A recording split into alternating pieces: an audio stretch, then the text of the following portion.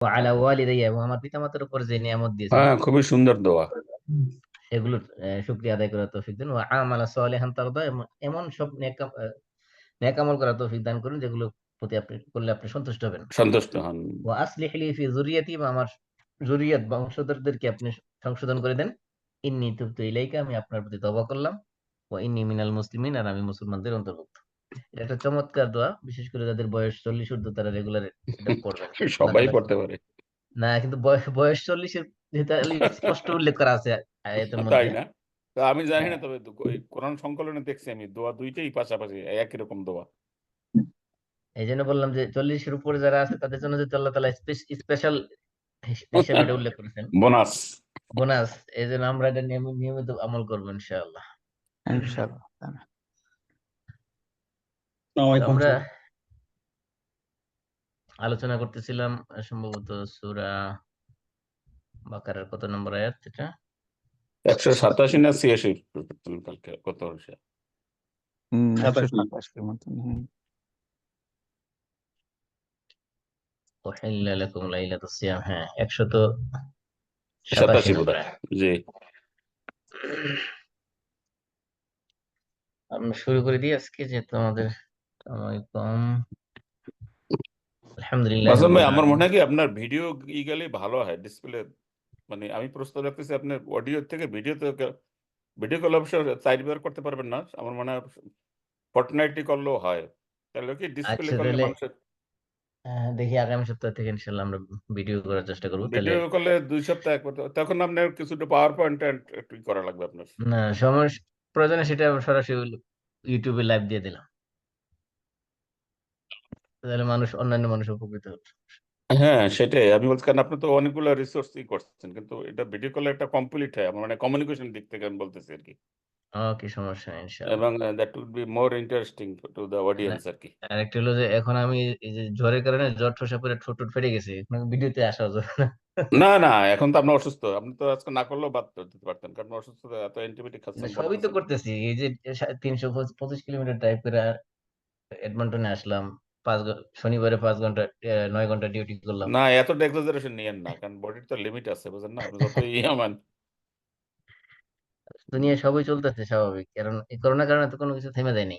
সবই চলছে। আসসালাতু ওয়াসসালামু আলা আশরাফিল আমবিয়া ওয়া সাইয়্যিদিল মুরসালিন নবিয়িনা মুহাম্মদ ওয়া আলা আলিহি ওয়া আসহাবিহি আজমাইন। সুবহানাকা লা ইলমা লানা ইল্লা মা 'আল্লামতানা ইন্নাকা আনতাল আলিমুল হাকীম। রাব্বি ইশরাহ লি সাদরি ওয়া ইয়াসসির লি আমরি ওয়াহলুল 'উকদাতাম মিন লিসানি ইয়াফকাহু কওলি।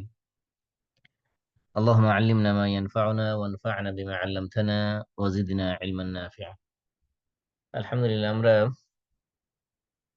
সূরা বাকারার মধ্যেই আছি এখন, এবং সিয়াম সংক্রান্ত আয়াতের নিয়ে আলোচনার মধ্যে ছিলাম। সর্বশেষ আমরা যে আলোচনা করেছিলাম, অকুলু ওয়াশরাবু হাত্তা ইয়াতাবাyyana লাকুমুল খাইতুল আবিয়াদু মিনাল খাইতিল আসওয়াদি মিনাল ফাজর সুম্মা আতিম্মুস সিয়ামা ইলাল লাইল। এই পর্যন্ত আমরা আলোচনা করেছিলাম। কুলু ওয়াশরাবু, খাও এবং পান করো। এই যে দুটো অর্ডার আল্লাহ তাআলার, এই ধরনের আয়াত কোরআনের মধ্যে বহু জায়গায় আসছে। কুলু ওয়াশরাবু, অনেক জায়গায় আছে কুলু ওয়াশরাবু ওয়ালা তুসরিফু, খাও এবং পান করো কিন্তু অপচয় করো না। এই যে খাও এবং পান করো আল্লাহ তাআলার আদেশ।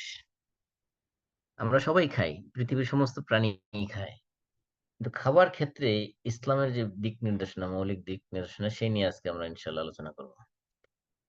প্রথমত যে আল্লাহ তাআলা খাইতে বলেছেন, পান করতে বলেছেন। আল্লাহ তাআলা যখন কোনো আদেশ করেন, সাধারণত কমন নিয়ম হলো যে, ইসলামের মূলনীতি হলো আল আমরু ইফিদুল উজুব। আল্লাহ যখন কোনো আদেশ করেন, কমান্ড করেন, আদেশের মানে হলো এটা ওয়াজিব, আবশ্যক। কিন্তু খাওয়া পান করা এটা হলো মুবাহ কাজ, এটা ওয়াজিব না। তবে যদি কেউ না খেলে মারা যায়, এমন অবস্থা হয় যে সে না খেলে এই অবস্থা সে মারা যাবে, তো সেই ক্ষেত্রে তার জন্য খাবার গ্রহণ করা ওয়াজিব, আবশ্যক। খাবার গ্রহণের ক্ষেত্রে ইসলামের মূলনীতি হলো, আল্লাহ বলছেন কুলু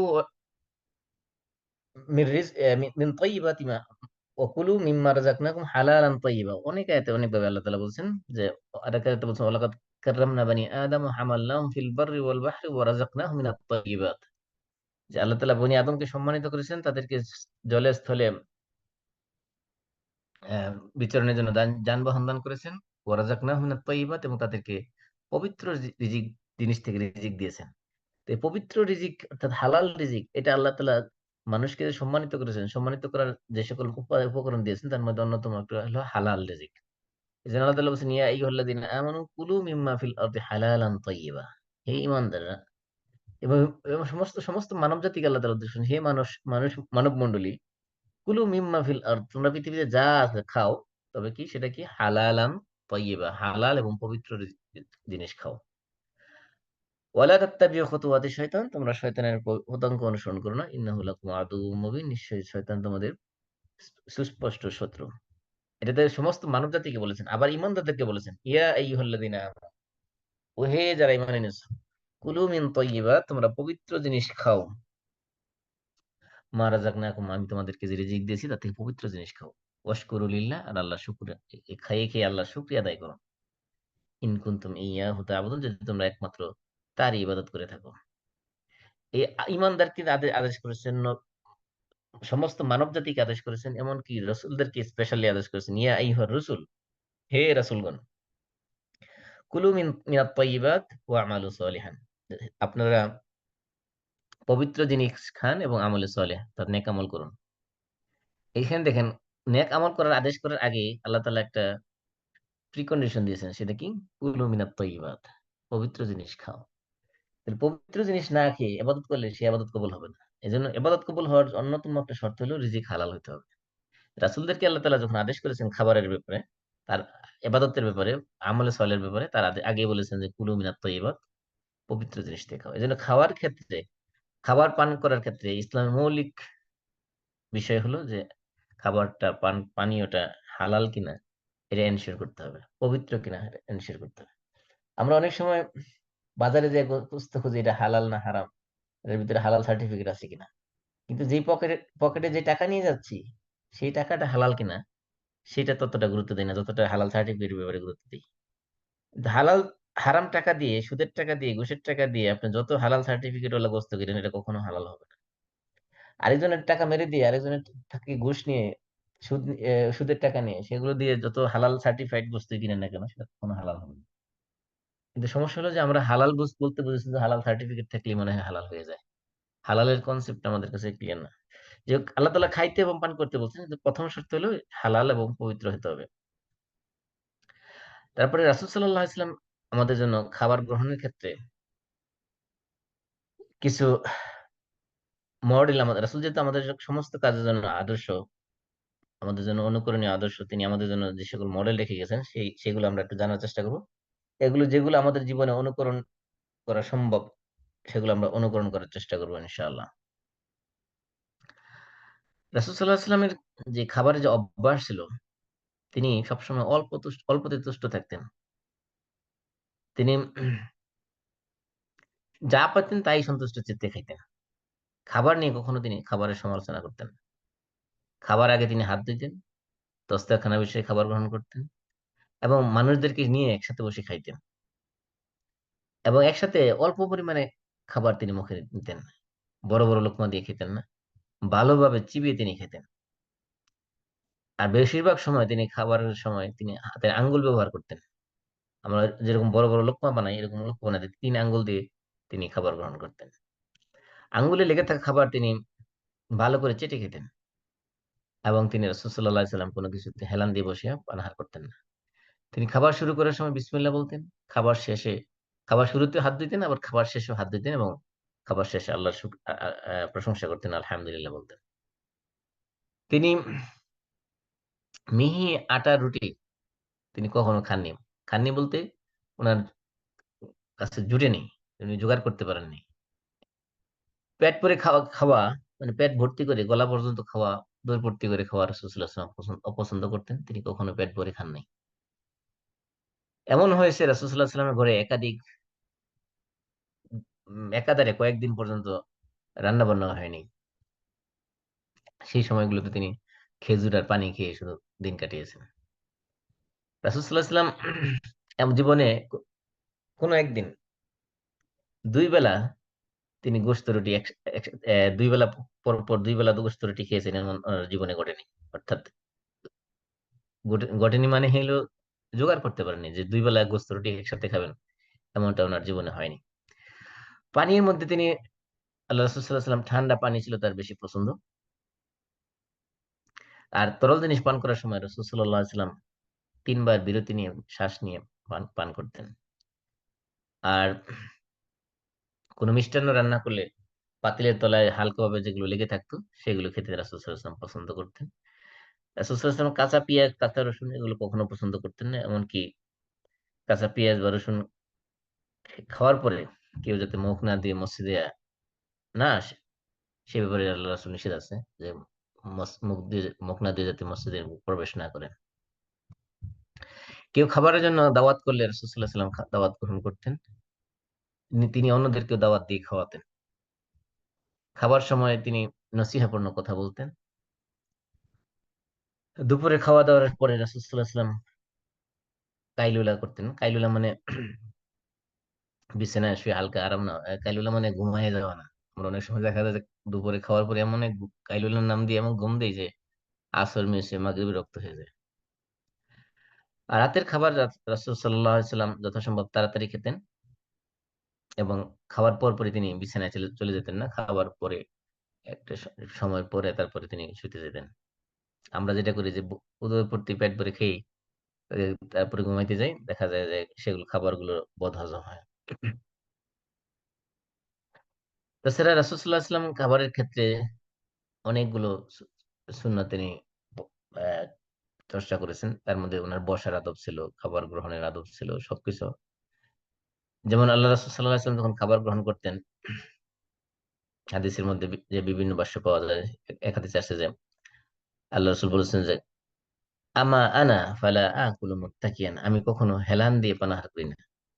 রাসূল সাল্লাল্লাহু আলাইহি ওয়াসাল্লাম খাবার গ্রহণ করার সময় বা পানীয় গ্রহণ করার সময় কখনো হেলান দিয়ে বসে কোনো কিছু খাইতেন না। এটা সোফায় হোক বা ওয়ালে হোক, চেয়ারে হোক, কোনো কিছুতে হোক, কখনো হেলান দিয়ে বসে কোনো কিছু খাইতেন না। এমনকি জাবের রাদিয়াল্লাহু তাআলা আনহু থেকে বর্ণিত হাদিস, তিনি বলেন যে রাসূল সাল্লাল্লাহু আলাইহি সাল্লাম বলেছেন, আমি তো আল্লাহর একজন দাস, আব্দ, গোলাম।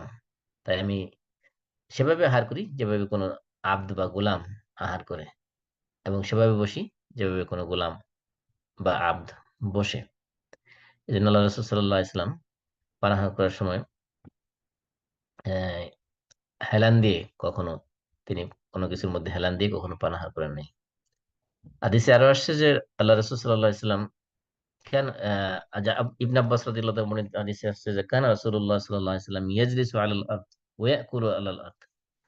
আল্লাহ রাসূল সাল্লাল্লাহু আলাইহি সাল্লাম মেঝেতেই বসতেন, খাবার গ্রহণ করার সময় মেঝেতে বসতেন এবং মেঝেতে বসেই তিনি খাবার গ্রহণ করতেন। এর মানে এই নয় যে চেয়ারে বসে বা টেবিলে বসে খাওয়া যাবে না, বিষয়টা এমন না। সে বিষয়ে পরে বলতেছি। যে এটা আল্লাহ রসুলের অভ্যাস ছিল যে তিনি মেঝেতে বসেই খাইতেন এবং মেঝেতেই বসে খাবার গ্রহণ করতেন, অর্থাৎ চেয়ারে বসে বা উপর উপর উঁচু উঁচু কোনো জায়গায় বসে আল্লাহ রসুল খাবার গ্রহণ করেছেন এমন কোনো বর্ণনা পাওয়া যায় নাই। পানাহারের ক্ষেত্রে রাসূলুল্লাহ ইসলাম যে সকল জিনিস পছন্দ করতেন, রাসূলুল্লাহ কোনো প্রকার খাদ্যের ব্যাপারে তিনি অনীহা প্রকাশ করেন নাই, অনাগ্রহ প্রকাশ করেন নাই। খাবার কখনো অপছন্দ হলে সেটা তিনি আহ অনেক সময় খেতেন না, কিন্তু কখনো খাবারের মধ্যে দোষ খুঁজে বেড়ান নাই। তিনি মাছ, গোস্ত, রুটি, খেজুর ইত্যাদি স্বাভাবিক খাবার ছাড়াও খেজুর গাছের রস, খেজুর গাছের মাথি, শসা, দুধ, নাবিদ, মধু, সিরকা, জাইতুনের তেল, ঘি ইত্যাদি খেয়েছেন বলে হাদিসের মধ্যে জানা যায়। তবে কিছু কিছু খাবার রাসূল সাল্লাল্লাহু আলাইহি ওয়াসাল্লাম তুলনামূলক বেশি পছন্দ করতেন। তবে কোনো খাবার এমন ছিল না যে এই খাবার না হইলে না এটা আমার লাগবেই, এমন মানে সিরিয়াস ভাবে এমন কোন খাবারকে তিনি প্রেফার করতেন না। হাদিসের মধ্যে যে সকল খাবারের ক্ষেত্রে রাসূলের প্রিয় খাবারের তালিকায় আসছে তার মধ্যে সর্বাধিক প্রিয় খাদ্য ছিল শাকসবজি ও তরি তরকারি, আরবিতে যেটাকে আল বাকল বলা হয়। এবং আল্লাহ রাসূলের পছন্দনীয় তরকারির মধ্যে ছিল কদু, বা আমরা লাউ, লাউ বা কদু যেটাই বলি না কেন। তো আল্লাহ রাসূল আনাস রাদিয়াল্লাহু বলেন যে রাসূল সাল্লাল্লাহু আলাইহি সাল্লাম কদু খুবই পছন্দ করতেন। অতএব আমাদের নিকট কদু তরকারি থাকলে আমরা তা অগ্রাধিকার ভিত্তিতে রাসূল সাল্লাল্লাহু আলাইহি সাল্লামকে দিতাম। আনাস রাদিয়াল্লাহু রাসূলের খাদেম ছিল। তো কদু তরকারি থাকলে এটা সবার আগে রাসূলকে দিতেন, রাসূল এটা পছন্দ করতেন। আনাস রাদিয়াল্লাহু বর্ণিত আরেক হাদিসে আসছে যে আমরা আমি তার নিকট তার রাসূল সাল্লাল্লাহু আলাইহি ওয়াসাল্লামের কাছে কদুর তরকারি নিয়ে আসলে তিনি তা আঙ্গুল দিয়ে তালাশ করে খেতেন। অর্থাৎ এরপর থেকে যেদিন দেখলেন যে আল্লাহ রাসূল সাল্লাল্লাহু আলাইহি ওয়াসাল্লাম বেছে বেছে এই কদুগুলো বেছে বেছে টুকরো টুকরো গুলো খাচ্ছেন, তখন বুঝতে পারলেন যে আল্লাহ রাসূল এটা বেশি পছন্দ করেন। সেই জন্য আনাস রাদিয়াল্লাহু তাআলা কদুর তরকারি আসলে রাসূলকে সবার আগে দিতেন। আরেক হাদিসে এটার ফজিলতের ব্যাপারে আসছে যে তোমরা বেশি করে কদু খাও, কারণ এটি বুধ মানে ইয়াজিদু ফিল আকল ওয়া ইয়াকবুরুদ দিমাগ, কারণ এটি মানুষের বুদ্ধি বাড়ায় এবং স্মরণ শক্তি প্রখর করে। ফজিলতের ব্যাপারে বলা হয়েছে যে এটা খাবার আল্লাহ রাসূল এই কারণে হয়তো বেশি পছন্দ করতেন। তারপরে কদু ছাড়াও আল্লাহ রাসূল সাল্লাল্লাহু আলাইহি ওয়াসাল্লাম গোশত পছন্দ করতেন। গোশতের মধ্যে সর্বোত্তম গোশত ছিল স- উম, এ, বিশেষ করে ছাগলের পিঠের গোশত। এটা আসলে ছাগল বা বকরির পিঠের গোশত এটা আসলে পছন্দনীয় ছিল। এবং বকরির কাদের গোশত আল্লাহ রাসূল সাল্লাল্লাহু আলাইহি ওয়াসাল্লাম পছন্দ করতেন না। হাদিসে আসছে যে লাম ইয়াকুন ইয়াজিবুহু ফিশ-শাতি ইল্লা আল-কাতিফ। আল্লাহ রাসূল সাল্লাল্লাহু আলাইহি ওয়াসাল্লাম বকরির কাদের গোশত সর্বাধিক বেশি পছন্দ ছিল। এবং আরেক হাদিসে আসছে যে কানা আহাব্বুল লাহমি ইলা রাসূলিল্লাহি সাল্লাল্লাহু আলাইহি ওয়াসাল্লাম আল-কাতিফ, যে কাদের গোশত ছিল রাসূলের কাছে সবচেয়ে পছন্দনীয় গোশত। এমনকি সামনের পায়ের যে গোশত সেটাও আল্লাহ রাসূলের পছন্দ ছিল। হাদিসে আসছে যে কানা আহাব্বুল লাহমি ইলা রাসূলিল্লাহি সাল্লাল্লাহু আলাইহি ওয়াসাল্লাম আজ-জিরা, ছাগল বা বকরি বা দুম্বার সামনের পায়ের গোশত, এটা আল্লাহ রাসূল সাল্লাল্লাহু আলাইহি ওয়াসাল্লাম পছন্দ করতেন। আল্লাহ রাসূল মুরগির গোশত খেয়েছেন, এ ব্যাপারে হাদিস আসছে। আবু মুসা আল-আশআরী রাদিয়াল্লাহু তাআলা আনহু থেকে বর্ণিত, তিনি বলেন আহ হাদিসটা হলো যে জাহদাম রাদিয়াল্লাহু তাআলা বর্ণনা করেছেন। তিনি বলেন আমি আবু মুসা আশআরীর নিকট উপস্থিত ছিলাম, তখন তিনি মুরগির গোশত খাচ্ছিলেন। আবু মুসা আল-আশআরী রাদিয়াল্লাহু তাআলা যখন মুরগির গোশত খাচ্ছিলেন, তখন তিনি বললেন যে কাছে এসো। জাহদামকে বললেন তুমি কাছে এসো এবং খাও, কারণ আমি রাসূল সাল্লাল্লাহু আলাইহি সাল্লামকে মুরগির গোশত খেতে দেখেছি। তাহলে আবু মুসা আশআরীর হাদিস থেকে জানা যায় রাসূল সাল্লাল্লাহু আলাইহি সাল্লাম মুরগির গোশত খেয়েছেন। এগুলো হলো রাসূল সাল্লাল্লাহু আলাইহি সাল্লামের খাদ্য অভ্যাস। এবং আমরা জানি যে এক ইহুদি মহিলা আল্লাহ রাসূল সাল্লাল্লাহু আলাইহি সাল্লামকে একটা বিষ মিশ্রিত মিশ্রিত আহ বকরির গোশত উপহার দিয়েছিল। আল্লাহ রাসূল সাল্লাল্লাহু আলাইহি সাল্লাম সেটা খেয়েছিলেন। তারপর সাহাবীদেরকে বললেন তোমরা এটাতে খেও না, কারণ এটা বিষযুক্ত। তখন ওই মহিলাকে জিজ্ঞাসা করা হলো যে তুমি কি কোন কারণে আল্লাহ রসুলকে এই বিষযুক্ত খাবার দিয়েছো? তখন মহিলা বলল যে আমি তাকে পরীক্ষা করতে চেয়েছিলাম, কারণ যদি তিনি সত্য নবী হয়ে থাকেন তাহলে আল্লাহ তাকে জানিয়ে দিবেন যে এই খাবারের মধ্যে বিষ আছে। আর যদি মিথ্যাবাদী হয়ে থাকেন, নবুয়তের মিথ্যা দাবিদার হয়ে থাকেন, তাহলে আমার উদ্দেশ্য ছিল যে আমি এর মাধ্যমে তাকে বিষ খাওয়ায় মেরে ফেলবো। তার মাধ্যমে আমি মানুষদেরকে তার এই অপকর্ম থেকে নিষ্কৃতি দিব। এই ইহুদি মহিলার প্ল্যান ছিল দুইটা। একটা হলো আল্লাহ রসুলের নবুয়তের পরীক্ষা করা, আর যদি ভণ্ড নবী হয়ে থাকে তাহলে যাতে এর মাধ্যমে তাকে মেরে ফেলতে পারে। এই কারণে আল্লাহ রসুলের সামনে বিষযুক্ত খাবার উপস্থাপন করা হয়েছিল। যাই হোক, রাসূল সাল্লাল্লাহু আলাইহি ওয়াসাল্লাম মিষ্টি জাতীয় খাবার পছন্দ করতেন। তিনি দুধ জাতীয় অন্যান্য খাবার, মধু, হালুয়া ইত্যাদি পছন্দ করতেন। হাদিসের মধ্যে আসছে আয়েশা রাদিয়াল্লাহু আনহা বলেছেন আল্লাহ রাসূল সাল্লাল্লাহু আলাইহি ওয়াসাল্লাম মধু ও মিষ্টি দ্রব্যাদি খেতে পছন্দ করতেন। তো আমরা অনেক সময় মনে করি যে খাবার পরে মিষ্টি খাওয়া সুন্নত, এই ধরনের কোনো হাদিস সহিহ হাদিস নাই। রাসূল সাল্লাল্লাহু আলাইহি ওয়াসাল্লাম এমনি স্বাভাবিকভাবে মধু এবং যে কোনো মিষ্টান্ন জাতীয় খাবার পছন্দ করতেন, কিন্তু খাবার পরেই মিষ্টি খাইতে হবে এই ধরনের কোনো কথা নাই। যে রাসূল সাল্লাল্লাহু আলাইহি ওয়াসাল্লাম নিয়মিত খাইতেন খাবার পরে মিষ্টি, এরকম কোনো কথাও নাই।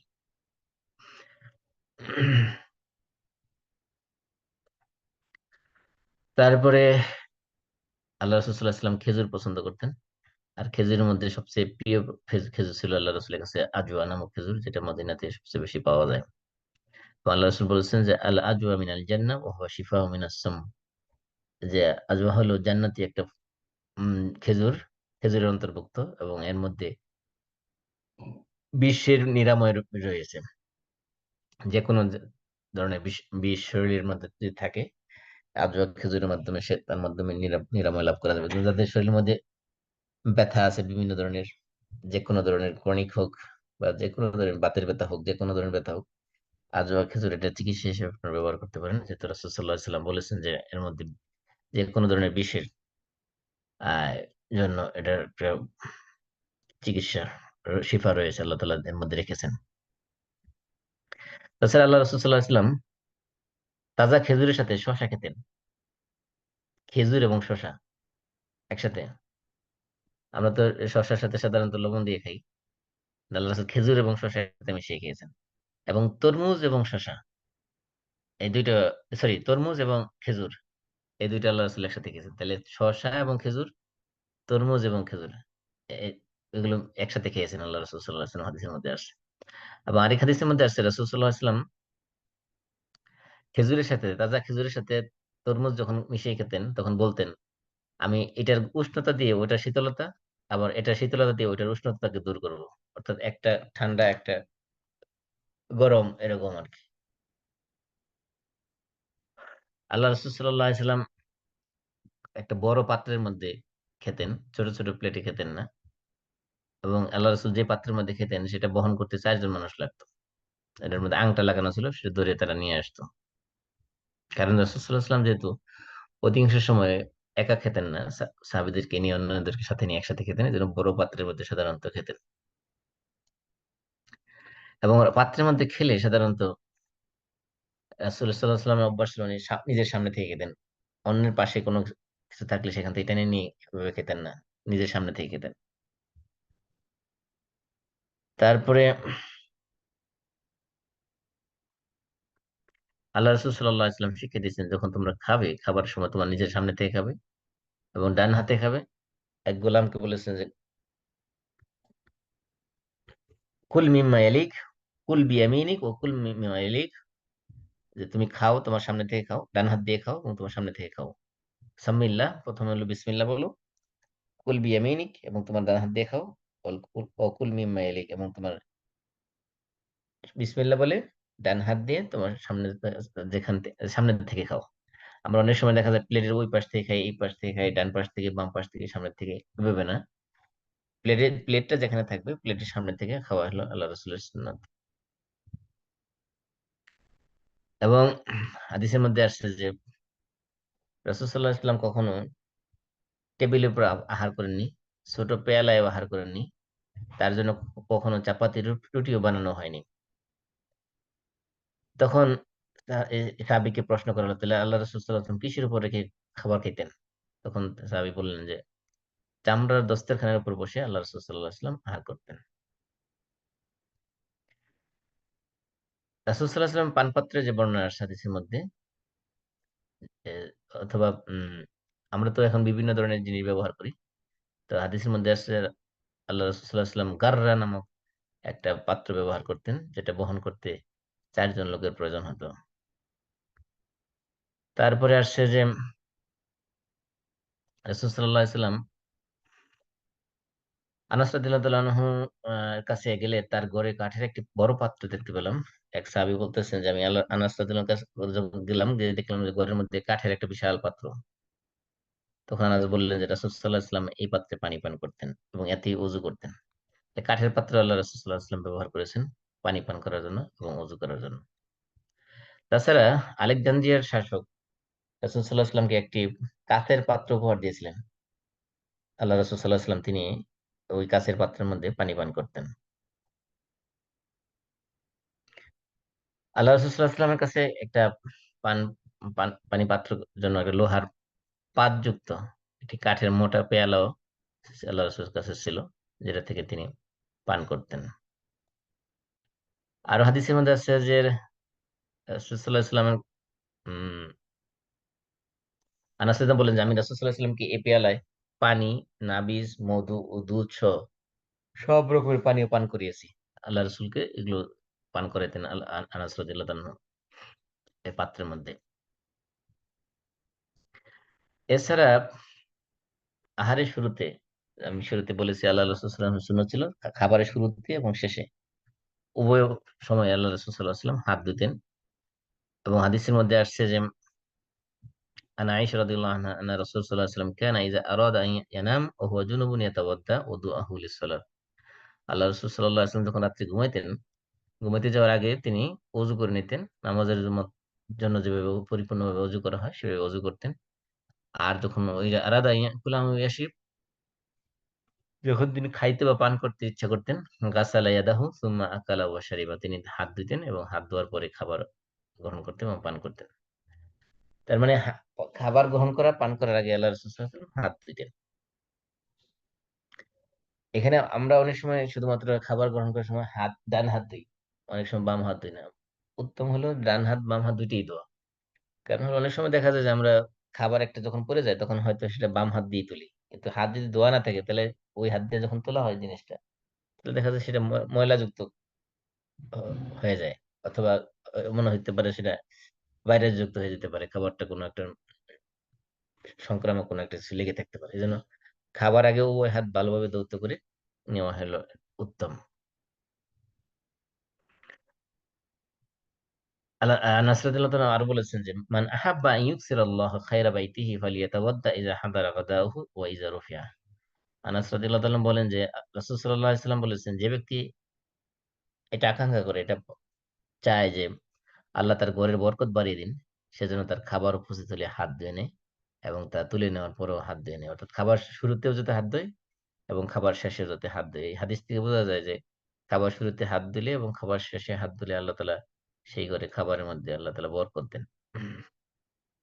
এবং হাত না দিয়ে ঘুমাইতে আল্লাহ রাসূল নিষেধ করেছেন। আল্লাহ রাসূল বলেছেন যে, যে ব্যক্তি হাতের গোশতের চর্বি সহ ঘুমিয়ে পড়লো, অর্থাৎ খাওয়ার পরে অনেক সময় হাতের মধ্যে লেগে থাকে যেগুলো, সেগুলো সহ যদি কেউ ঘুমিয়ে থাকে ভালোভাবে হাত না দিয়ে, তারপরে এর কারণে যদি তার হাতে কোনো কিছু স্পর্শ করে, রোগ হোক বা কোনো পোকামাকড়ের আক্রমণ হোক, তাহলে সে যেন নিজেকে ছাড়া অন্য কাউকে দোষারোপ না করে। অনেক সময় দেখা যায় যে মানে খাইয়া এতটা টায়ার্ড হয়ে গেছে যে গল্প গুজব করতে করতে না হাত না দিয়ে ঘুমিয়ে গেছে। এরকম ঘটনা অনেক সময় ঘটে। এরকম আল্লাহ রাসূল সাল্লাল্লাহু আলাইহি ওয়াসাল্লাম নিষেধ করেছেন যে খাওয়ার পরে হাত ভালো করে না ধুয়ে যাতে ঘুমাইতে না যায়। অনেক সময় দেখা যায় গ্রামের বাড়িতে এরকম হয় যে রাত্রে হয়তো খাইছে ভালো, হাত হাত ধুইছে ঠিকই, কিন্তু হাতে হয়তো ভালো করে সাবান দিয়ে ভালোভাবে ধোয় নাই। ওই নখের কোনা দিয়ে যে খাবার অংশ লেগেছিল, রাত্রেবেলায় তেলাপোকা এসে এগুলো খেয়ে খেয়ে যে এই নখের চারিদিকে চামড়া সব খেয়ে ফেলছে। মানে খাবার খাইতে যেয়ে ঘুমের মধ্যে নখের চামড়াই খেয়ে ফেলছে চতুর্দিক দিয়ে। এটা হইতে পারে। এই জন্য আল্লাহ রসুলের সুন্নাহ হলো যে খাবার শেষে ভালোভাবে হাত ধোয়া, খাবার শুরুতে ভালোভাবে হাত ধোয়া। এই জন্য আল্লাহ রসুল বলছেন, যদি এটা কেউ না করে, না করার কারণে যদি তার কোনো ধরনের ক্ষতি হয়, সেই কারণে সে তার নিজেকে যাতে দোষারোপ করে, অন্য কাউকে যাতে দোষারোপ না করে, কারণ সে নিজেই এই ভুলের কারণে তার সেই ক্ষতিটা হয়েছে। পানি পান করার ক্ষেত্রে আল্লাহ রসুল সাল্লাল্লাহু আলাইহি ওয়াসাল্লাম আদর্শ ছিল। রাসূল সাল্লাল্লাহু আলাইহি সাল্লাম সাধারণত একসাথে এক নিঃশ্বাসে প্রচুর পানি খেতেন না। তিনি তিনবার নিঃশ্বাস নিয়ে তিনবারে তিনি পানি পান করতেন। এটা হলো রাসূলের সাল্লাল্লাহু আলাইহি ওয়াসাল্লামের সুন্নত। এবং তিনি যখন পান করাইতেন কাউকে, তখন তার ডান পাশে বসা ব্যক্তিকে দিয়ে শুরু করতেন। এমনকি এমনও ঘটনা ঘটছে যে একবার দেখা গেছে যে এক ডান পাশে ছিল এক ছোট্ট শিশু। হাদিসে আসছে যে আব্দুর রহমান ইবনে মা'মার আল আনসারী রাদিয়াল্লাহু তাআলা থেকে বর্ণিত হাদিস। তিনি বলেন যে আনাস ইবনে মালিক রাদিয়াল্লাহু তাআলা কে বলতে শুনেছি যে একবার রাসূল সাল্লাল্লাহু আলাইহি সাল্লামের বাড়িতে আসলেন। রাসূল সাল্লাল্লাহু আলাইহি সাল্লাম আমাদের বাড়িতে আসলেন। তার সাথে ছিলেন আবু বকর, ওমর এবং আরো কিছু মরু মরুবাসী সাহাবী। আমি রাসূল সাল্লাল্লাহু আলাইহি সাল্লামের জন্য বকরি দহন করলাম এবং সে দুধের সাথে আমাদের একটি কূপের পানি মিশিয়ে আনলাম। অর্থাৎ সাধারণত যখন কাঁচা দুধ নিয়ে আসা হতো, কাঁচা দুধ তারা পানি মিশিয়ে খেতেন। এটা ছিল তাদের অভ্যাস, আরবদের অভ্যাস। যে দুধ দহন করে সাথে সাথে সেই ডাইরেক্ট কাঁচা দুধ খাইতেন না, কাঁচা দুধের সাথে পানি মিশিয়ে তারপরে সেটা খাইতেন। সাহাবী বলতেছেন, আমি তাকে তা পান করতে দিলাম। দুধ দহন করার পরে দুধের কূপের পানি দিয়ে পান করতে দিলাম। আল্লাহ রাসূল নিজে পান করলেন। তারপরে তার বাম পাশে ছিলেন আবু বকর রাদিয়াল্লাহু তাআলা আনহু এবং উমর রাদিয়াল্লাহু তাআলা আনহু, এবং ডান পাশে ছিল মরুবাসী বেদুইনরা। তো বাম পাশে ছিল আবু বকর এবং উমর, আর ডান পাশে ছিল বেদুইন ব্যক্তিরা। তখন নবী সাল্লাল্লাহু আলাইহি ওয়াসাল্লাম পান করার পর উমর রাদিয়াল্লাহু আনহু বললেন, ইয়া রাসূলুল্লাহ, আবু বকরকে দিন। আল্লাহ রাসূল যখন পান করা শেষ করলেন, তিনি আগে অফার দিলেন যে বাম পাশে আবু বকর রাদিয়াল্লাহু আনহু বসা আছে, ওনাকে আগে দিন। কিন্তু তিনি প্রথমে মরুবাসী বেদুইনকে দিলেন এবং বললেন প্রথমে ডান দিকের ব্যক্তি, তারপরে ডান দিকের ব্যক্তির অধিকার। অর্থাৎ আল্লাহ রাসূল সাল্লাল্লাহু আলাইহি ওয়াসাল্লাম এখানে ওনার প্রিয় সাহাবী আবু বকর ওমর রাদিয়াল্লাহু তাআলার মতো জলিলুল কদর সাহাবী বাম পাশে থাকা সত্ত্বেও তাদেরকে দিয়ে পানা পান করানো শুরু করেন নাই, বরং ডান পাশে বেদুইন যারা ছিল তাদেরকে দিয়ে শুরু করেছেন। এবং আল্লাহ রসুল বলেছেন, যে ব্যক্তি যখন কোনো পানীয় ডিস্ট্রিবিউশন করবে, খাবার ডিস্ট্রিবিউশন করবে, তখন তার উচিত হলো সে যেন সবার শেষে খাবার গ্রহণ করে। আমাদের সমাজে দেখা যায় অনেক সময় যে বিতরণ করে তার নিজের টাকে রাইখা তারপরে বিতরণ শুরু করে, কারণ চিন্তা করে যে বিতরণ করতে করতে শেষ পর্যন্ত আমি পাই কি না পাই ঠিক নেই।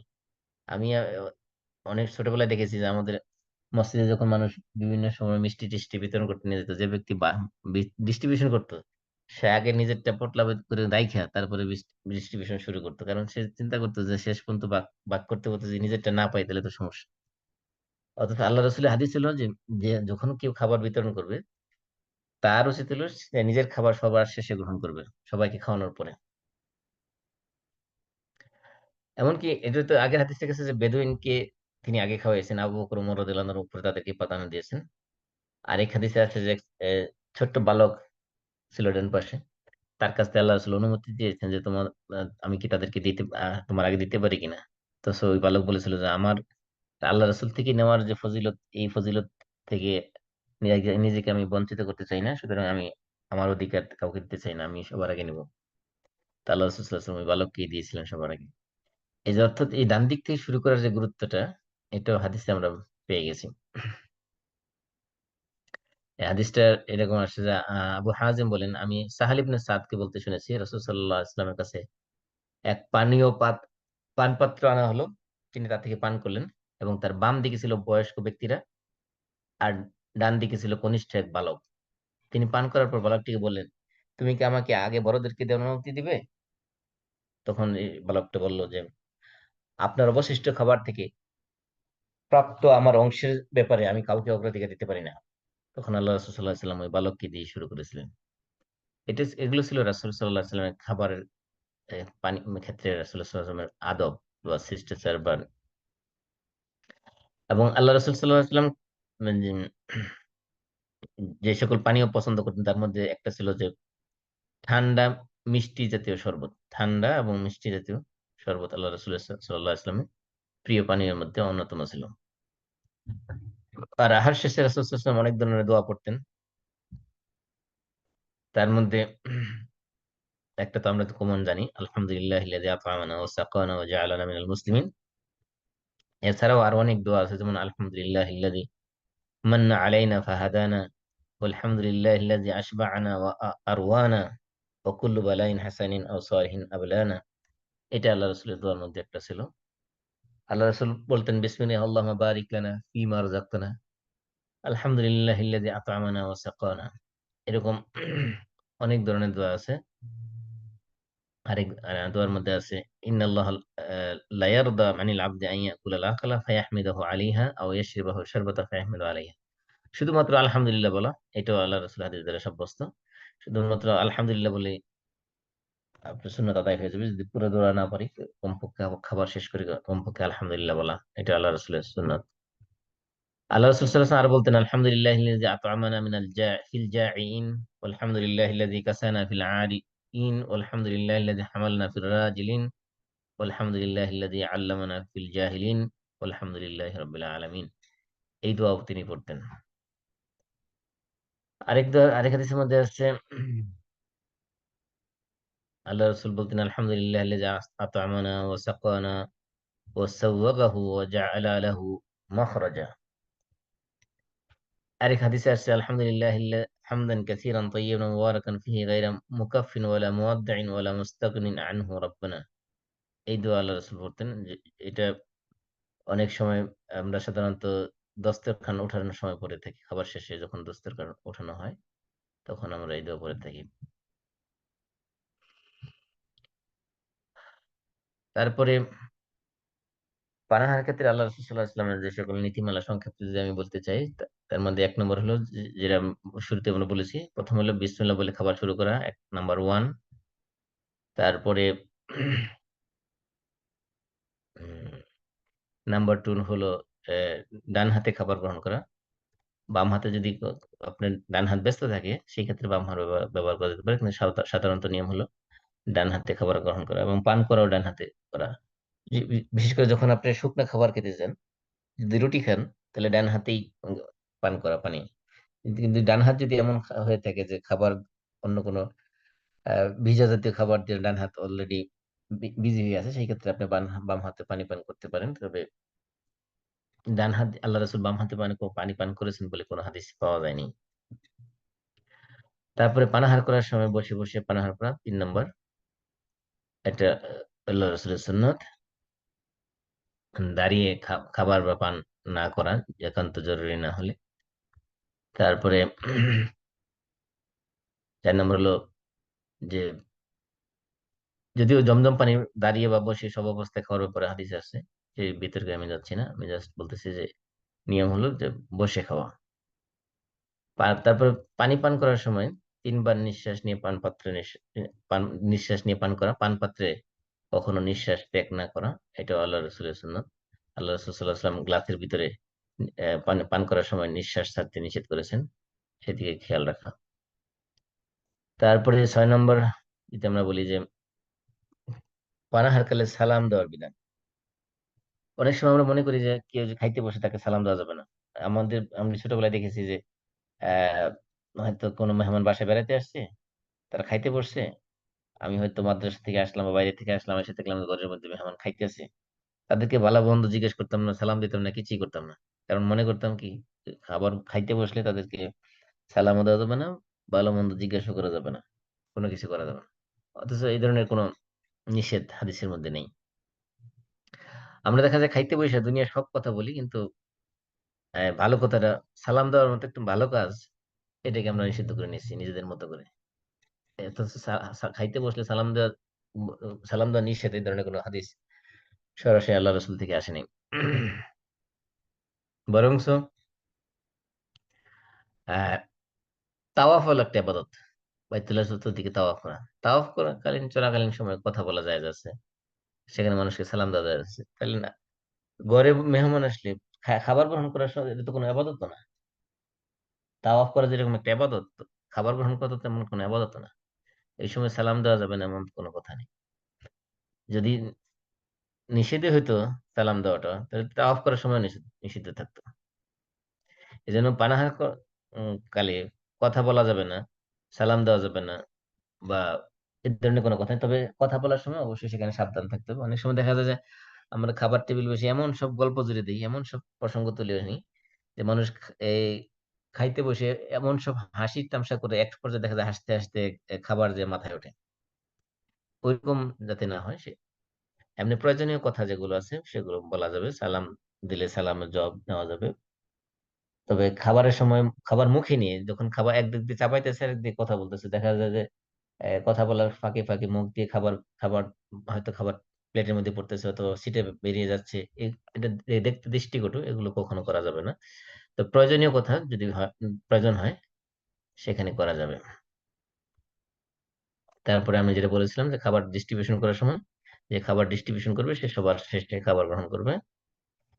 আর পানাহারের ক্ষেত্রে সবচেয়ে গুরুত্বপূর্ণ হলে সেখানে বিনয় প্রকাশ করতে হবে নিজেকে, কখনো যাতে অহংকার প্রকাশ না পায়। যেমন হেলান দিয়ে খেতে নিষেধ করার পিছনে একটা মূল উদ্দেশ্য হলো হেলান দিয়ে খাবার করা, খাবার গ্রহণ করার মাধ্যমে মানুষ সাধারণত অহংকারী বা নিজেকে একটু ভাবসাব প্রকাশ করে থাকে, সেই কারণে অহংকার থেকে দূরে দূরে রাখার, বিনয় প্রকাশ করার জন্য মূলত মাটিতে বসে খাওয়া, হেলান দিয়ে না খাওয়া, এগুলোর বিধান দেওয়া হয়েছে। তারপরে বড় বড় লোকমা খাবার গ্রহণ না করা, মুখে তুলে না দেওয়া, এটা দেখতে বেশ দৃষ্টিকটু লাগে এবং এটা ইসলামের শিক্ষার পরিপন্থী। তারপরে হলো আপনার খাওয়া নিয়ে মিথ্যাচার না করা। অনেক সময় দেখা যায় যে মানুষ চক্ষু লজ্জায় বলে যে আমি খেয়ে আসছি। আল্লাহ রাসূল এই ধরনের কথা বলতে নিষেধ করেছেন, অর্থাৎ ওই চক্ষু লজ্জায়ও খাবার কেন্দ্রিক কোনো মিথ্যা কথা বলতে নিষেধ করা হয় হাদিসের মধ্যে। তারপরে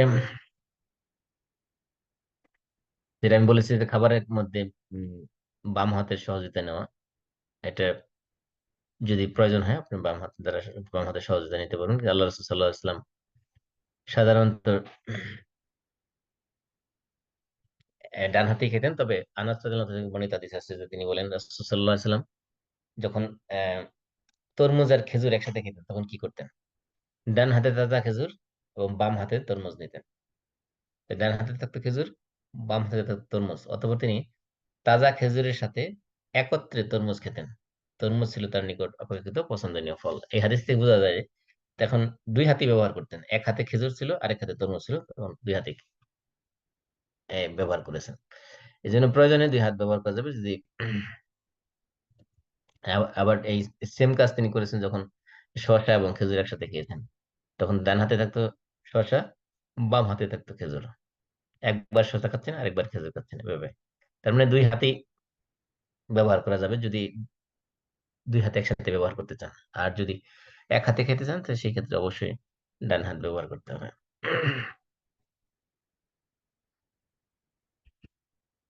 তারপরে আরেকটা আদাব হলো যে নিজের নিকটবর্তী ডান আহ, থেকে খাওয়া। অর্থাৎ আমি যখন যেখানে বসছি, আমি যদি একটা গ্রুপের সাথে খাইতে বসি, তাহলে আমার সামনে যেটা আছে খাবার সেটা খাওয়া, আরেকজনের কাছ থেকে টেনে নিয়ে না খাওয়া, এটা হলো সুন্নাত। তারপরে হলো আপনার সামষ্টিকভাবে খাওয়ার সময় খাবারের পরিমাণের দিকে খেয়াল রাখা। আবু হুরায়রা রাদিয়াল্লাহু তাআলা আনহু থেকে বর্ণিত হাদিসে আসছে যে আমরা রাসূল সাল্লাল্লাহু আলাইহি ওয়াসাল্লামের সঙ্গে ছিলাম, তিনি আমাদের দিকে আজওয়া খেজুর এগিয়ে দিলেন এবং আমরা তখন অভুক্ত ছিলাম। তখন তিনি দুই দুইটা খেজুর একত্রে নিতেন। তখন আমাদেরকে বলে দিতেন, আমি দুটো করে খেজুর একত্রে নিয়েছি, তোমরাও দুটো করে নাও। তার মানে কি? তার মানে আল্লাহ রাসূল সাল্লাল্লাহু আলাইহি ওয়াসাল্লাম অন্যের অধিকারের ব্যাপারে সচেতন ছিলেন। আপনি যখন খাবার নেওয়ার সময় বড় একটা পিস নেবেন, আরেকজনের জন্য সেই বড় পিসটা আছে কিনা সেটা আপনাকে এনশিওর করে নিতে হবে। আপনি যখন দুই টুকরা নিলেন কোন একটা গোস্ত, অন্য সবাই দুই টুকরা করে পাবে কিনা সেটা আপনাকে এনশিওর করতে হবে। আপনি হয়তো এই গরুর গোস্ত বেশি পছন্দ, আপনি গরুর গোস্ত প্লেট ভরে নিয়ে নিলেন, কিন্তু আপনি প্লেট ভরে নেওয়ার পরে অন্যরা প্লেট ভরে পাবে কিনা সেটা আপনাকে এনশিওর করতে হবে। এই জন্য এগুলো হলো সামষ্টিক খাবারের ক্ষেত্রে আদব আল্লাহ রাসূল সাল্লাল্লাহু আলাইহি ওয়াসাল্লাম এগুলো আমাদেরকে শিক্ষা দিয়েছেন। যে অনেক অনেক অধিকাংশ মানুষ যখন একসাথে খাইতে বসে তখন অন্যদের খাবার মানে অংশটা নিশ্চিত করার, নিজের অংশ নেওয়ার আগে। যে মুরব্বিদেরকে দিয়ে খাবার শুরু করে আমাদের দেশে যে সিস্টেম, এটা আল্লাহ রাসূলের সিস্টেম জেনারেল সিস্টেম না। জেনারেল সিস্টেম হলো খাবার ডান দিক থেকে শুরু করে। ডান দিক থেকে যদি মুরব্বিরা আসে মুরব্বিদেরকে দিয়ে শুরু করবেন, যদি বাচ্চা আসে বাচ্চা দিয়ে শুরু করবেন, অশিক্ষিত থাকে অশিক্ষিত দিয়ে শুরু করবেন।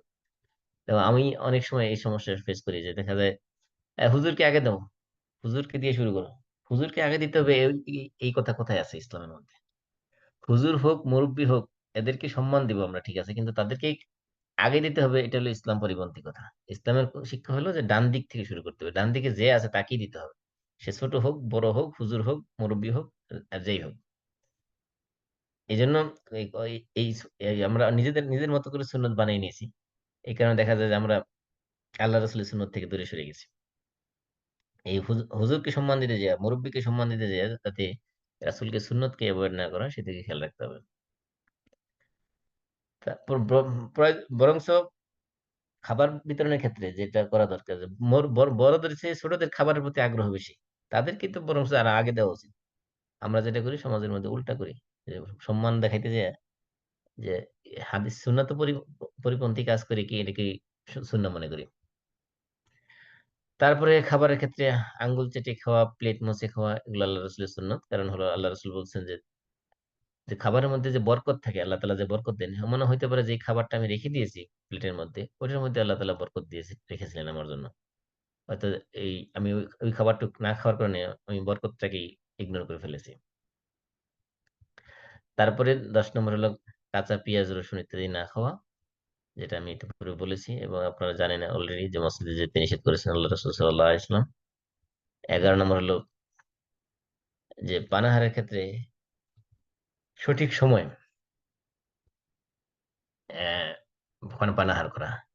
আনাস রাদিয়াল্লাহু তাআলা আনহু বলেন যে গোশত এবং রুটি দিয়ে কখনো রাসূল সাল্লাল্লাহু আলাইহি সাল্লামের একই দিনের গাদা এবং আশা মানে লাঞ্চ এবং ডিনার হতো না। তবে কখনো বা এটি হতো যখন তিনি অনেক মানুষের সাথে খেতেন। তার মানে হলো আল্লাহ রাসূল সাল্লাল্লাহু আলাইহি সাল্লাম দেখা গেল যে 2 বেলা গোশত রুটি একসাথে খেতেন না, লাঞ্চ এবং ডিনারে পর পর 2 বেলা গোশত রুটি একসাথে আল্লাহ রসুল খান নাই। এবং রাতের খাবারের ব্যাপারে আল্লাহ রসুল হাদিসের মধ্যে আসছে, রাসূল সাল্লাল্লাহু আলাইহি ওয়াসাল্লাম বলেছেন, যদি রাতের খাবার উপস্থিত হয় এবং নামাজ হাজির হয়ে যায়, তাহলে আগে খাবার খেয়ে নাও। তো এখানে একটা জিনিস দেখেন, খাবার এবং নামাজ দুইটা যদি একত্রিত হয়, একসাথে হয়, খাবার যে উপস্থিত থাকে সেই অবস্থায় আগে খাবার খেতে আদেশ করা হয়েছে। কারণ হলো আপনার খাবার যদি রেডি থাকে, এবার সেই খাবারটা যদি খুব আকর্ষণীয় হয় বা পছন্দের খাবার হয়, পেটের মধ্যে যদি ক্ষুধা থাকে, ওই অবস্থায় যদি আপনি নামাজে দাঁড়ান, আপনি নামাজের মধ্যে খুশু খুশু আসবে না, নামাজের মধ্যে মনোযোগ আসবে না। তা নামাজটা হবে একটা ফিজিক্যাল এক্সারসাইজ শুধুমাত্র। এই জন্য আল্লাহ রাসূল নিষেধ করেছেন যে ওই অবস্থায় যাতে আগে না খাবার খেয়ে নেয়, তারপরে নামাজ পড়ে নেয়। কিন্তু আমরা অনেক সময় দেখা যায় না, নামাজে গুরুত্ব দিতে যাই রাসূলের এই নির্দেশকে অমান্য করি। তো আয়েশা রাদিয়াল্লাহু আনহা থেকে বর্ণিত যে আসছে, রাসূল সাল্লাল্লাহু আলাইহি ওয়াসাল্লাম বলেছেন, যদি নামাজের সময় হয়ে যায় এবং রাতের খাবার খাবার উপস্থিত হয়, দেওয়া হয়, তাহলে তোমরা প্রথমে রাতের খাবার খেয়ে নাও। তার মানে আপনি বোঝানো হচ্ছে যে যদি খাবার রেডি প্রস্তুত হয়ে আসে, ওই অবস্থায় নামাজের যদি একামত হয়ে যায়, তাহলে আগে খাবার খেতে বলা হয়েছে। কারণ হলো এইখানে নামাজের বিষয়টা হলো গুরুত্বপূর্ণ যদিও, কিন্তু নামাজের মধ্যে যে মূল স্পিরিট, মূল নামাজের যে রূহ, সেটা হলো খুশু এবং খুদু। আপনার যদি খাবার রেডি থাকে, যত খাবার নামাজে গেলে খালি চিন্তা থাকবে কত দ্রুত তাড়াতাড়ি শেষ করে যায়, হুজুর লম্বা রাত পড়লে বিরক্ত হবে না, তাড়াতাড়ি শেষ করে না কেন? অথবা ফরজ নামাজ শেষ হলে তাড়াতাড়ি চিন্তা করবে যে ছোট ছোট সূরা দিয়ে দুইটা কোন রকম 2 রাকাত সুন্নত পড়ে দিয়ে দৌড় বাসায়, আগে খাবার খেতে হবে। এরকম যাতে না হয়, মনোযোগ যাতে নামাজের মধ্যে থাকে, খুশু খুশু যাতে থাকে, সেই কারণে আল্লাহ রাসূল সাল্লাল্লাহু আলাইহি ওয়াসাল্লাম খাবার রেডি থাকলে আগে খাবার খেয়ে তারপরে নামাজ পড়তে আদেশ করেছেন। তারপরে পরিমিত খাবার খাওয়া। আল্লাহ রাসূল সাল্লাল্লাহু আলাইহি ওয়াসাল্লাম বলেছেন, লাইসাল মুমিনু আল্লাযী ইয়াশবা ওয়া জারুহু জাঈ ইলা জামবিহি। সে ব্যক্তি মুমিন নয় যে ব্যক্তি পরিতৃপ্তি সহকারে খাইলো অথচ তার প্রতিবেশী পাশে ক্ষুধার্ত অবস্থায় রাত্রি যাপন করলো। সে ব্যক্তি মুমিন নয়, তার কোনো ইমান ইমান নেই। এই জন্য পরিমিতির বলতে আল্লাহ রাসূল সাল্লাল্লাহু আলাইহি ওয়াসাল্লাম বলেছেন যে বনি আদমের জন্য কয়েক লোকমাই যথেষ্ট। যদি সে অতিরিক্ত খেতেই চায়, তাহলে সে তার 3 ভাগের 1 ভাগ খাবে, পেট পেট পরিপূর্ণ করবে পানি দ্বারা, আর 3 ভাগের 1 ভাগ পরিপূর্ণ করবে খাবার দ্বারা, আর 3 ভাগের 1 ভাগ খালি রাখবে শ্বাস নিঃশ্বাস নেওয়ার জন্য। তারপরে পানাহারের আরেকটা বিষয় হলো যে অপচয় অপব্যয় না করা। আল্লাহ তাআলা বলছেন, ইয়া বনি আদম খুযু যিনাতাকুম ইনদা কুল্লি মাসজিদিন ওয়া কুলু ওয়াশরাবু ওয়া লা তুসরিফু। হে আদম সন্তানেরা, তোমরা ইবাদতের সময় তোমরা সাজসজ্জা গ্রহণ করো, আর তোমরা কি করো, খাও এবং পান করো, কিন্তু তোমরা অপচয় করো না, সীমা লঙ্ঘন করো না। কারণ কি, ইন্নাল মুবাযযিরিনা কানু ইখওয়ানা শায়াতিন, কারণ অপচয়কারীকে বলা হয়েছে শয়তানের ভাই। এজন্য খাবার রান্না করার সময় হিসাব করতে হবে যে এই খাবার রান্না করা হচ্ছে, এই খাবার খাওয়া শেষ হবে কিনা। পরিমিত রান্না করতে হবে। প্রয়োজনে যা দরকার এক মুষ্টি কম রান্না করুন, যাতে সবাই চেটেপুটে খায়। কিন্তু এমন ভাবে রান্না করবেন না যে রান্না করার পরে অবশিষ্ট থাকলে সেগুলো ফেলাই দিতে হয়, কেউ খাচ্ছে না, এমন যাতে না হয়। অপচয় যাতে না হয় সেদিকে খেয়াল রাখতে হবে, কারণ অপচয়কারীকে বলা আছে শয়তানের ভাই। তারপরে খাবারের ক্ষেত্রে ফ্যামিলির সদস্যদের সাথে নিয়ে খাওয়া। আয়েশা রাদিয়াল্লাহু আনহা বলছেন, কুনতু আকুল মান নবী সাল্লাল্লাহু আলাইহি ওয়াসাল্লাম আইসান। আয়েশা রাদিয়াল্লাহু আনহা বলেন যে আমি নবী সাল্লাল্লাহু আলাইহি ওয়াসাল্লামের সাথে হাইস খাচ্ছিলাম। হাইস হলো এক ধরনের আরব দেশের মিষ্টি খাবার। তখন উমর রাদিয়াল্লাহু আনহু এলেন, তিনি তাকে ডাকলেন, তিনিও আহার করলেন। তার হাত আমার আঙ্গুল স্পর্শ করলে তিনি বললেন, তোমাদের ব্যাপারে বোধ শক্তি কাজ করলে কোনো চোখ তোমাদের দেখতে পেত না। তখন পর্দার বিধান নাজিল হয়। এই জন্য আল্লাহ রসুল সাল্লাহ আসলামের এই হাদিস থেকে যেটা জানা যায়, আল্লাহ রসুল সাল্লাহ আসলাম নিজের পরিবারের সদস্যদেরকে নিয়ে একসাথে একসাথে খেতেন। এবং আরেক হাদিসে আসছে যে উম্মে হাবিবা বিনতে কায়েস রাদিয়াল্লাহু আনহাকে বলতে শুনেছেন, একই পাত্রে আহারের সময় রাসূল সাল্লাল্লাহু আলাইহি ওয়াসাল্লামের হাত আমার হাতে লেগে যায়, যে ইখতালাফাত ইয়াদি ওয়া ইয়াদু রাসূলিল্লাহি সাল্লাল্লাহু আলাইহি ওয়াসাল্লাম ফি ইনাইন ওয়াহিদ। একই পাত্র থেকে খাবার নিচ্ছিলেন আল্লাহ রাসূল এবং উম্মে হাবিবা। তা বলতেছেন যে হাত খাবার নেওয়ার সময় আমার হাত তার হাতের সাথে লেগে গেছে। এই জন্য স্ত্রীদের সাথে একই সাথে একই পাত্র থেকে খাবার নিয়ে খেতেন, এটা আল্লাহ রাসূলের সুন্নাহর মধ্যে ছিল। তারপরে পানাহারের ক্ষেত্রে উম,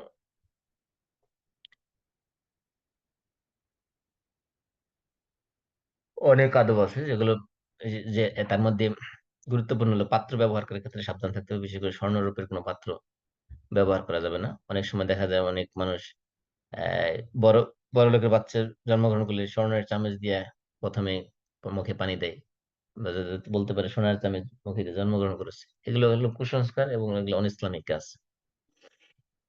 এই জন্য কোনো সময় এই ধরনের স্বর্ণ এবং রৌপ্যের কোনো পাত্র ব্যবহার করা যাবে না। আর পাত্রে কোনো কুকুর বিড়াল বা অন্য কোনো প্রাণী মুখ দিলে সেগুলো ধৌত করতে হবে। এবং আল্লাহ রসুল বলেছেন যে 7 বার ধৌত করার জন্য, এবং এই 7 বারের মধ্যে সর্বশেষ মাটি দিয়ে ধৌত করতে বলেছেন। এবং খাবারের ক্ষেত্রে আল্লাহ রসুলের আদেশ নির্দেশ হলো যে প্রতিবেশীর অধিকারের ব্যাপারে সচেতন থাকা। যে আল্লাহ রসুল বলছেন যে তোমরা যখন তরকারি রান্না করবে, তরকারির মধ্যে একটু ঝোল বেশি দিবে যাতে তোমার প্রতিবেশীর সাথে সেটা শেয়ার করতে পারো। এটা আল্লাহ রসুলের, এগুলো আল্লাহ রসুলের সুন্নাত। প্রতিবেশীর অধিকারের ব্যাপারে আল্লাহ রসুল অত্যন্ত বেশি সতর্ক ছিলেন, সচেতন ছিলেন। এবং বিশেষ করে বাসায় যখন কাজের লোক থাকে, কাজের মেয়ে হোক কাজের ছেলে হোক, তাদের খাবারের ক্ষেত্রে আল্লাহ রসুল সাল্লাল্লাহু আলাইহি ওয়াসাল্লাম সতর্ক ছিলেন। আল্লাহ রসুল বলছেন ইজা আতা আহাদুকুম খাদিমাহু বিতাআমিহি فإن لم يجلسه معه فليناوله لقمة أو لقمتين أو أكلة أو أكلتين فإنه ওয়াল্লা ইলাজাহু।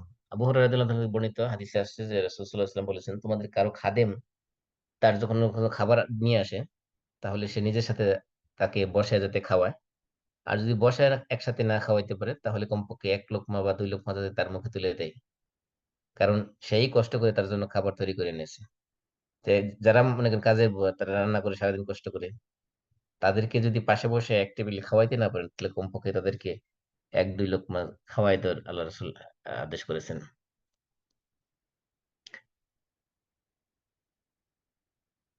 এটাও একটা আল্লাহ রসুল সাল্লাল্লাহু আলাইহি ওয়াসাল্লামের আদব। আমরা অনেক সময় দেখা যায় যে এই কাজের বুয়ারা বাসায়, অনেক ঢাকা শহরে অনেক সময় দেখা যায় সারাদিন কষ্ট করে ইফতার রেডি করলো, যাওয়ার সময় তাদেরকে একটু ইফতারও দিয়ে দিল না, সে রান্না করে চলে গেল।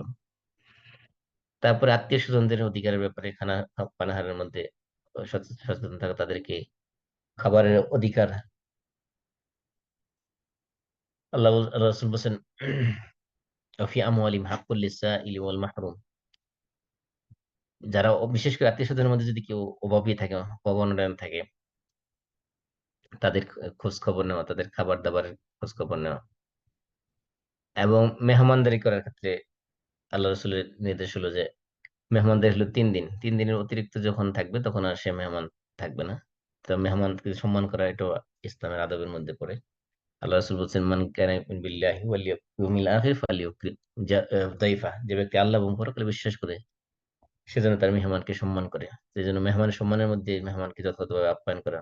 এমনকি আপনি কোরআনের মধ্যে যখন ইব্রাহিম আলাইহিস সালাম কাহিনী পড়বেন, দেখবেন যে ওনার কাছে যখন ফেরেশতারা মানুষের চরিত্রে আসছিল, তিনি পুরো একটা আস্তা বাছুর ফ্রাই করে নিয়ে আসছিলেন মেহমানদের খাবার খাওয়ানোর জন্য। তারপরে খাবার শেষে আড্ডা আড্ডা দেওয়ার জন্য, হয়তো গল্প গুজব গল্প করার জন্য বেশি সময় নষ্ট না করা, এটা কোরআনের নির্দেশ সরাসরি। আর বিশেষ করে যখন দাওয়াত দিয়ে খাওয়ানো হয়, এই দাওয়াতের মধ্যে ধনী গরিব সবাইকে শামিল করা, শুধুমাত্র বড় লোক দেখে থেকে বাছাই করে দাওয়াত না দেওয়া। আমাদের সমাজে দেখা যায় যে বিয়ে শাদীর অনুষ্ঠানে সাধারণত বাছাই করে করে এমন লোকদেরকে দাওয়াত দেওয়া হয় যাদেরকে দাওয়াত দিলে মোটা অঙ্কের গিফট পাওয়া যাবে, আর যারা গরিব তাদেরকে অ্যাভয়েড করা হয়। কিন্তু দাওয়াতের ক্ষেত্রে সবসময় এটা মনে রাখা দরকার যে গরিব এবং ধনী সবাইকে যাতে ইনক্লুড করা হয় দাওয়াতের মধ্যে, সেদিকে খেয়াল রাখা। তারপর খাবার যখন পরিবেশন করা হয়, পরিবেশন করার সময় খাবার ঢেকে পরিবেশন করা। অর্থাৎ মনে করেন যে পাত্র থেকে খাবার দেওয়া হচ্ছে, বাড়া হচ্ছে, ওই ওই পাত্রটা সবসময় ঢেকে রাখা।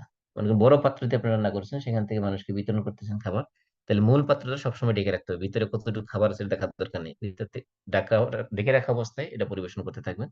তাহলে ওই খাবারের মধ্যে আল্লাহ তাআলা বরকত দিবেন। এটা আরেকটা আদব। আল্লাহ তাআলা একটা কথা বলেছেন, কুলু ওয়াশরাবু ওয়ালা আহ, ওয়ালা তুসরিফু। ওই এই আয়াতটা যদি আমরা শুধুমাত্র খেয়াল রাখি, তাহলে জীবনের অনেক সমস্যার সমাধান হয়ে যাবে। যে মানুষের যে অবেসিটির যে সমস্যা বর্তমান সমাজে, অধিকাংশ উন্নত দেশে বা শহর এলাকায় অধিকাংশ মানুষের মূল রোগ, যে সকল রোগ শোক হচ্ছে তার অধিকাংশ মূল সমস্যা হলো যে অবেসিটি। মানুষের যে মেদবুড়ি বেড়ে যাচ্ছে, মানুষের ডায়াবেটিস বেড়ে যাচ্ছে, কারণ হলো এই যে খেয়ে খেয়ে বড় পেট বানাচ্ছে, কিন্তু আবার এগুলো কন্ট্রোল করার জন্য, কমানোর জন্য জিমে যাচ্ছে, কিটো ডায়েট করতেছে, অনেক কিছু করতেছে। কিন্তু আল্লাহ রাসূলের সুন্নাত যদি ফলো করতে কেউ, যে 3 ভাগের 1 ভাগ খাও, খাবার দিয়ে বড় পেটকে, 3 ভাগের 1 ভাগ পানি দিয়ে বড়, 3 ভাগের 1 ভাগ খালি রাখো, তাহলে ওই কিটো ডায়েটও করতে হতো না, ওই মেদবুড়ি কমানোর জন্য জিমেও যেতে হতো না। দেখা যায় শরীর সুস্থ থাকতো, আল্লাহ রাসূলের সুন্নাহকে ফলো করার কারণে জীবনের মধ্যে বরকত চলে আসতো। আল্লাহ রাব্বুল আলামিন আদেশ করেছেন খাও এবং পান করো, কিন্তু আল্লাহ তাআলা আদেশ মানার সময় এই যে আল্লাহ রাসূলের সুন্নাহ যে আমাদেরকে শিখিয়ে দিয়েছেন খাবারের ক্ষেত্রে, যে তরিকা, যে পদ্ধতি, খাবার গ্রহণের পদ্ধতি, খাবারের যে আদব, যে শিষ্টাচার, এগুলো সব যদি একটা কমপ্লিট প্যাকেজ হিসেবে আমাদের জীবনে বাস্তবায়ন করি, তাহলে দেখা যাবে যে আমাদের শরীর সুস্থ থাকবে, আমাদের অনেক ধরনের অপচয় থেকে আমরা বেঁচে যাবো। আপনি যে ব্যক্তি মনে করেন প্রচুর পরিমাণে খাওয়ার পরে মেদবুড়ি বানালো, এরপরে মেদবুড়ি কমানোর জন্য প্রচুর পরিমাণে টাকা পয়সা সে খরচ করলো, এটাও একটা অপচয়। তাহলে সে দুইবার অপচয় করলো, একবারে প্রথমবার খাওয়ার সময় অপচয় করলো বেশি পরিমাণে খাইয়ে, আবার এই অতিরিক্ত মেদবুড়ি কমানোর জন্য যে পয়সা খরচ করলো, এটা আরেকটা অপচয় করলো। কারণ প্রথম যদি সে পরিমাণে পরিমিত ভাবে খাইতো, তাহলে তার এই এক্সট্রা অপচয়টা করা লাগতো না, এই শারীরিক কষ্ট তার করা লাগতো না। এই জন্য আল্লাহ রাব্বুল আলামিন আমাদেরকে কোরআন সুন্নাহর আলোকে, আমাদের বিশেষ করে পানাহারের যে পদ্ধতি ইসলাম আমাদেরকে শিখিয়ে দিয়েছে, সেগুলো আমাদের দৈনন্দিন জীবনে বাস্তবায়ন করার তৌফিক দান করুন। যে কারো কোনো প্রশ্ন আসছে, প্রশ্ন না থাকলে আমরা শেষ করে দিচ্ছি। আসসালামু আলাইকুম। মাসুমা, আমার একটা প্রশ্ন, যে যে এই যে রাসূলুল্লাহ সাল্লাল্লাহু আলাইহি ওয়াসাল্লাম যা করতেন আমরা সেটাকে সুন্নত হিসেবে ধরি, যেমন ধরেন কদু খাইতেন, পছন্দ করতেন, এটা কি সুন্নত আমল হিসেবে ধরা যাবে? প্রথম কথা হলো যে সুন্নত অনেক ধরনের আছে। একটা হলো সুন্নত আদাত হিসেবে, মানে মানে মানুষ অভ্যাস হিসেবে যেটা করে। যেমন যেমন মনে করেন আরব দেশের মানুষের অভ্যাস, তাদের দেশে খেজুর আছে, তারা খেজুরি তাদের খাবারের মানে মৌলিক খাবারের অন্তর্ভুক্ত। আমরা বাংলাদেশের মানুষ, আমাদের মৌলিক খাবার হলো ভাত। আমরা বাংলাদেশের ইন্ডিয়ান মানুষ, আমাদের কাছে প্রচুর পরিমাণে গরু আছে, আমরা গরু খাই। আরব দেশের মানুষের কাছে গরু ছিল না, আল্লাহ রাসূল গরু খাইছেন, এরকম হাদিস খুব কমই আছে। তো এই জন্য যেটা অভ্যাস, সেটাকে আমরা অভ্যাস হিসেবে রাখবো, সেটা তবে যদি আপনার সম্ভব হয় সেটা চর্চা করবেন, কিন্তু এটাই যে সুন্নত বিষয়টা এমন না। এখন মনে করেন যে আল্লাহ রাসূল খেজুর দিয়ে ইফতার করেছেন, এটা খেজুর দিয়ে ইফতার করা সুন্নত, কিন্তু আপনার কাছে যদি খেজুর না থাকে, তার মানে আপনি সুন্নত ইগনোর করছেন বিষয়টা না, আপনি পানি দিয়ে ইফতার করলেও আপনার সুন্নত আদায় হয়ে যাবে। ঠিক তেমনি ভাবে আল্লাহ রাসূল কদু খাইয়েছেন, পছন্দ করতেন। আপনি যদি মনে করেন যে একটা মানুষ রাসূল যেতে পছন্দ করছেন, আমি এটা পছন্দ করি, এটা সুন্নত হিসেবে, রাসূলের পছন্দ হিসেবে। কারণ সাধারণত মানুষ কি করে, কেউ কাউকে যখন ভালোবাসে, ওই ভালোবাসার প্রিয় মানুষটা তার কাছে যা ভালো লাগে, ওই যে তাকে ভালোবাসে তার কাছে সেম জিনিসটি ভালো লাগে। যেমন মনে করেন যারা রোনাল্ডো ফ্যান, তারা দেখবেন যে রোনাল্ডো কি স্টাইলে চুল কাটতেছে, কি স্টাইলে গেঞ্জি পরতেছে, কি স্টাইলের বুট পরতেছে, সবকিছু তাদের কাছে ওই সেম জিনিস তারা ফলো করার চেষ্টা করে। ঠিক তেমনিভাবে সুন্নাতের ক্ষেত্রেও আল্লাহ রসুলকে যারা অনুসরণ করে, তারা যদি মনে করে যে না, রাসূল যা করছেন জীবনে আমি সবাই অনুসরণ করবো রাসূলকে, সেটা করতে পারে। কিন্তু এইটাই যে করতে হবে সবসময়, এমন কোনো বাধ্যবাধকতা নেই। কিছু জিনিস আছে যেগুলো হলো আদত হিসেবে করেছেন আল্লাহ রাসূল সাল্লাল্লাহু আলাইহি ওয়াসাল্লাম, আর কিছু আছে যেগুলো আল্লাহ নির্দেশিত বিধান, সুন্নাহ, তরিকা, সেগুলোকে আপনাকে ইগনোর করার কোনো সুযোগ নেই। যেমন মনে করেন নামাজের সুন্নত, নামাজের মধ্যে, ওযুর মধ্যে যে সুন্নত, এগুলোর মধ্যে কোনো চয়েস নেই, এগুলো ইবাদত হিসেবে করতে হবে। কিন্তু যেগুলো অভ্যাসগত কাজ, যেমন সাদা কাপড় পরা, আরব দেশের অভ্যাস, এটা ওইটা আরবদের ওয়েদারের কারণে। এখন আপনি সাদা কাপড় কি সুন্নত বানায় ফেলতে হবে এমন কোনো কথা না। আপনি পোশাক পরার জন্য ইসলামের যে বিধান দেওয়া হয়, সেই বিধান অনুসরণ করলে হলো। যে পোশাকের ক্ষেত্রে আপনার এটা ছাতর ডাকতে হবে, সেটাকে ট্রান্সপারেন্ট হতে হবে না, আম, এবং ওটা অমুসলিমদের অনুকরণ হতে পারবে না, এই ধরনের কিছু মৌলিক বিধান দেওয়া আছে এরকম। ঠিক খাবারের ক্ষেত্রে যে সকল মৌলিক বিধান দেওয়া আছে, যেমন খাবারটা হালাল হতে হবে, তারপরে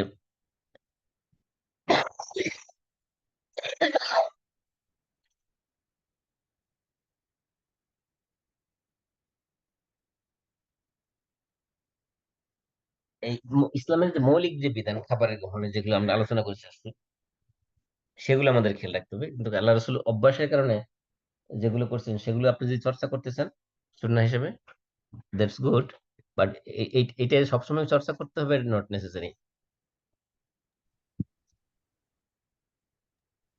জাযাকাল্লাহ। কি আর কোনো প্রশ্ন? হ্যাঁ, আর কারো প্রশ্ন না থাকলে আমি আরেকটা করবো। জি বলেন। সেগুলো আমরা যেমন ধরেন, যদিও কাঁটা চামিচ দিয়ে খাওয়াটা তো অবশ্যই খালি হাতে খাওয়াটাই মানে আরো গ্রহণযোগ্য, কিন্তু অনেক সময় আমরা কাঁটা চামিচ দিয়ে যদি খাই, ডান হাতে একটা থাকে আর বাঁ হাতে আরেকটা থাকে, সেক্ষেত্রে দুইটাই আমরা ওই যে যখন বললেন খেজুর এবং শসা উনি একসাথে ডান হাত বাম হাত দিয়ে খাতেন, তাহলে আমরা ওইভাবে জিনিসটা করতে পারি। প্রথমত হলো যে যদি আপনি সুন্নাহ ফলো করতেছেন তাহলে আল্লাহ রসুল হাত দিয়ে খেয়েছেন, এটাই সুন্নাহ। কিন্তু এই চামচ দিয়ে খাওয়া যাবে না এটাও ঠিক না। চামচ দিয়ে খাওয়া যাবে, চামচ দিয়ে খাইলে যে এটা কুসংস্কার হবে বা বেদাত হবে বিষয়টা এমনও না। কারণ এমনও খাবার আছে যেটা আপনি চামচ দিয়ে খাওয়াই বেটার হাত দিয়ে খাওয়ার চেয়ে, তাই না? এই জন্য আপনি কেউ চামচ দিয়ে খাইলে সে অমুসলিমদের অনুসরণ করলো বা কুসংস্কার করলো এরকম কিছু বলার সুযোগ নেই। আপনি চামচ দিয়ে খাইতে চাইলে, যে চামচ দিয়ে খাইলে আপনার এমন হয় অনেক হয়তো হয়তো পারে যে আপনার এক এক হাতে ধরে এটা কাটতে হবে আর এক হাতে খাইতে হবে, দুই হাতে ইউজ করতেই হবে। যে বিশেষ করে আপনি যখন নাইফ এবং ফর্ক ইউজ করেন একসাথে, একটাতে কাটবেন একটাতে খাইবেন, এটাই তো স্বাভাবিক। এর মানে তো আপনি দুই হাতে খাচ্ছেন, আপনি এক হাতেই খাচ্ছেন, খাচ্ছেন ডান হাতে, বাম হাতে হয়তো এটা ইউজ ইউজ করতেছেন কাটার জন্য। কেউ তো দুই হাতে একসাথে খায় না। নাকি আপনি কি কোনটা বোঝাতে চাচ্ছেন? আমি আমার কাছে ক্লিয়ার না। না না, জি, আমি বুঝতে পারছি। মানে আমার একটা ধারণা ছিল যে বাঁ হাতে যেহেতু একদম খাওয়াই যাবে না, আজকে বুঝলাম যে না, একসাথে যদি দুটা হাতে ইউজ করতে হয় তাহলে দুই হাত দিয়ে খাওয়া যাবে। তো হুম। এইটাই আর কি জিনিসটা ক্লিয়ার করার জন্য আর কি, যে কাঁটা চামিচ দিয়ে যদি আমি খাই, ইন কেস দুই হাতেই, একটা হাতে চামিচ থাকে আর একটা হাতে অথবা কাঁটা যেমন থাকে। এই যে মনে করেন শসা আর খেজুর অথবা তরমুজ আর খেজুর আল্লাহ রাসূল যখন দুই হাতে দুইটা খেতেন তখন তো জি জি দুইখান থেকে দুই জায়গা থেকে কামড় দিতেন, তাই না? এমন তো হয় জি না যে এটা রাইখা পরে ডান হাতে আগে শসা খেয়ে পরে বাম হাতে ডান হাতে আবার তরমুজ দিচ্ছেন, বিষয়টা এমন না। দুই জায়গা জি থেকে জি দুইবার একসাথে কামড় দিচ্ছেন, এটাতে একবার ওটার থেকে একবার।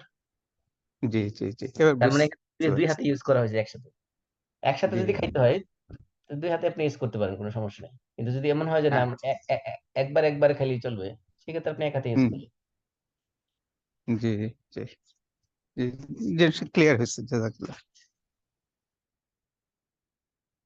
জি, তাহলে আমরা শেষ করে দিচ্ছি। আমরা কাফারাতুল মাজলিস পড়ি। সুবহানাকাল্লাহুম্মা ওয়া বিহামদিক আশহাদু আল্লা ইলাহা ইল্লা আনতা আস্তাগফিরুকা ওয়া আতুবু ইলাইক। আসসালামু আলাইকুম ওয়া রাহমাতুল্লাহি ওয়া বারাকাতুহু।